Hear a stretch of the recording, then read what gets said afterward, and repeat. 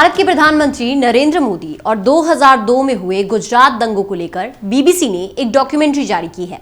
इस पर अब विवाद बढ़ता ही जा रहा है। भारत से लेकर ब्रिटेन तक इस डॉक्यूमेंट्री के लिए बीबीसी को आलोचनाओं का सामना करना पड़ रहा है। इस पूरे विवाद में अब अमेरिका की भी एंट्री हो गई है। अमेरिका का कहना है कि वो बीबीसी की डॉक्यूमेंट्री से अवगत नहीं है, लेकिन वॉशिंगटन और नई दिल्ली को जोड़ने वाले साझा लोकतांत्रिक मूल्यों से पूरी तरह से अवगत है। अब जानते हैं कि आखिर ये पूरा मामला क्या है। दरअसल ब्रिटिश ब्रॉडकास्टर ने 2 पार्ट्स में इंडिया द मोदी क्वेश्चन नाम की एक सीरीज जारी की थी। रिपोर्ट्स के अनुसार इसकी शुरुआत प्रधानमंत्री मोदी के राजनीति में प्रवेश से लेकर भारतीय जनता पार्टी में बढ़ते कद और गुजरात के मुख्यमंत्री बनने की कहानी है। कहा जा रहा है कि डॉक्यूमेंट्री में 2002 के दंगों के दौरान मोदी के नेतृत्व पर सवाल उठाए गए हैं। डॉक्यूमेंट्री में ब्रिटेन के पूर्व विदेश सचिव जैक स्ट्रॉ का इंटरव्यू है, जो कहते हैं कि ब्रिटिश सरकार ने 2002 में गुजरात दंगों की जांच की थी। विदेश मंत्रालय के प्रवक्ता अरिंदम बागची ने कहा था, द मोदी क्वेश्चन में ऑब्जेक्टिविटी की कमी है और ये प्रोपेगेंडा था। उन्होंने कहा था, ये हमें सोचने पर मजबूर करता है कि ऐसा करने में बीबीसी का मकसद क्या है और इसके पीछे एजेंडा क्या है। उन्होंने कहा था, ये एक प्रोपेगेंडा पीस है जिसे एक बदनाम कहानी को आगे बढ़ाने के लिए तैयार किया गया है। पक्षपातपूर्ण निष्पक्षता की कमी और औपनिवेशिक मानसिकता साफ दिखाई दे रही है।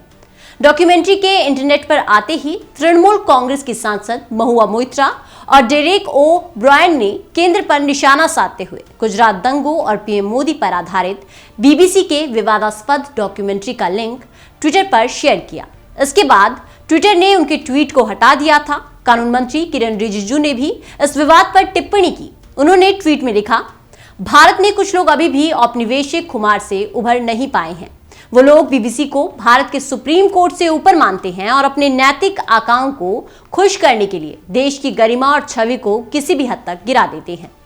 2 दिन पहले ही हैदराबाद यूनिवर्सिटी परिसर में भी विवादास्पद डॉक्यूमेंट्री दिखाई गई थी। इसके बाद अखिल भारतीय विद्यार्थी परिषद ने पुलिस में शिकायत दी। दिल्ली के जेएनयू कैंपस में भी स्क्रीनिंग के कार्यक्रम को लेकर पैम्पलेट्स बांटे गए थे। छात्र संघ की अध्यक्ष आयशी घोष ने भी विवादित डॉक्यूमेंट्री का पोस्टर शेयर किया। पोस्ट वायरल होने पर जवाहरलाल नेहरू यूनिवर्सिटी के प्रशासन ने एक एडवाइजरी जारी की। इसके बाद यहां स्क्रीनिंग को रद्द कर दिया गया। बीबीसी की डॉक्यूमेंट्री को लेकर ब्रिटेन में भी बवाल मचा हुआ है। यहां एक ऑनलाइन याचिका लगाई गई है। याचिका में प्रधानमंत्री नरेंद्र मोदी पर विवादास्पद डॉक्यूमेंट्री सीरीज को लेकर सार्वजनिक प्रसारण के रूप में बीबीसी की ओर से अपने कर्तव्यों का गंभीर उल्लंघन किए जाने की स्वतंत्र जांच की मांग की गई है। ब्रिटेन में मीडिया पर निगरानी रखने वाली संस्था द ऑफिस ऑफ कम्युनिकेशन से बीबीसी को जवाबदेह बनाए जाने की मांग भी की गई है। याचिका में कहा गया है कि कंटेंट मानकों को सुरक्षित करने में कई बार नाकामी हुई है, इसलिए प्रसारक के साथ जरूरी सुधार और स्पष्टीकरण को लेकर आवश्यक चर्चा करने का आग्रह किया जाता है। हिंदू फोरम ऑफ ब्रिटेन ने भी बीबीसी को चिट्ठी लिखी है। एचएफबी ने कहा कि वो बीबीसी के हिंदू विरोधी पूर्वाग्रह से निराश है।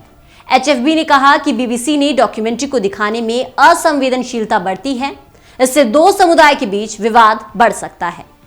वहीं केंद्र सरकार ने सोशल मीडिया प्लेटफॉर्म ट्विटर और यूट्यूब को शुक्रवार को निर्देश दिया कि डॉक्यूमेंट्री का लिंक ब्लॉक किया जाए। विदेश मंत्रालय ने कहा कि इसमें निष्पक्षता का अभाव है और ये एक औपनिवेशिक मानसिकता को दर्शाता है। हालांकि कांग्रेस और तृणमूल कांग्रेस जैसे विपक्षी दलों ने ट्विटर पोस्ट को ब्लॉक करने के सरकार के कदम की कड़ी आलोचना भी की है।